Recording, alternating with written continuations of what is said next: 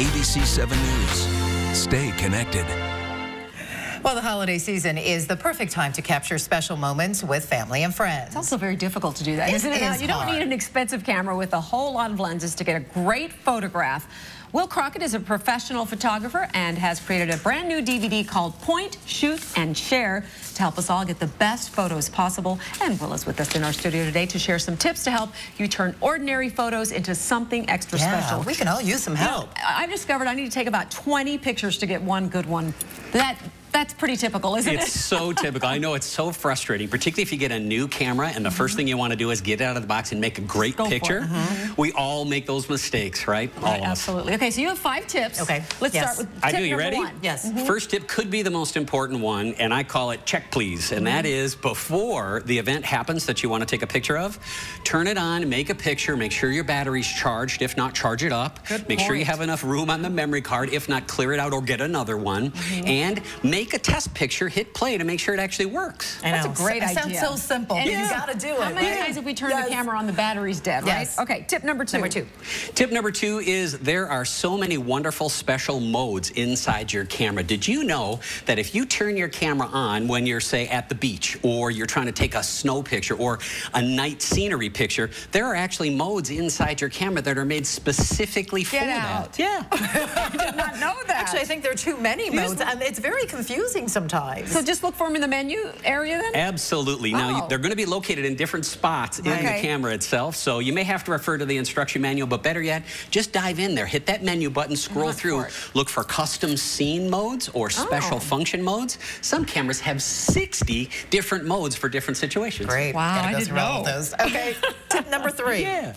Tip number 3, all kinds of important tips that we have to work with. We want to make sure that when we use these special modes, that we select the right one. So we've got some example pictures of holiday lights. People always ask about holiday lights. Now you have this under flash, no flash. I'm so sorry. Let's talk about flash first. That's more important. Absolutely. You know, sometimes you take a picture with your flash and it washes everything out. There's my lovely wife and I on the left there, and flash just overpowers the room. Did you know that the technology in today's cameras is so good that you can shut off the flash and get beautiful room light like this picture on the right? So you almost don't need flash most of the time? Well, you'd be surprised. Experiment a little bit, because it does depend on which camera you have and how good of a camera it is. Turn off your flash and check it out. Try it. I like that. It's very natural, the one to the right. Thank you. 4 is called work the angles.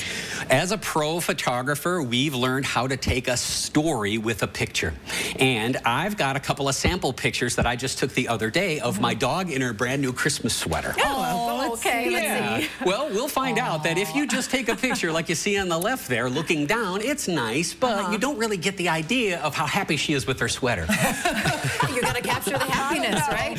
We change the angle. If we're shooting a dog, which is small, I'll hop on the floor. If we're shooting little kids, I'll hop on the floor. Okay. Sometimes if we're shooting something that's really tall, we could stand on a chair. So change the angle in order to try to tell the story and capture that moment so that you can literally just point and shoot and share the pictures of your life. Oh, so get on the floor and go for it. Better and she does look cute with her little sweater. Yeah, that's Maya. Okay, She's and a one good last girl. tip, right? And finally it says hold the cheese. What's that? Hold the cheese. So many people ask me, Really? Will, Okay. You meant the smile, right?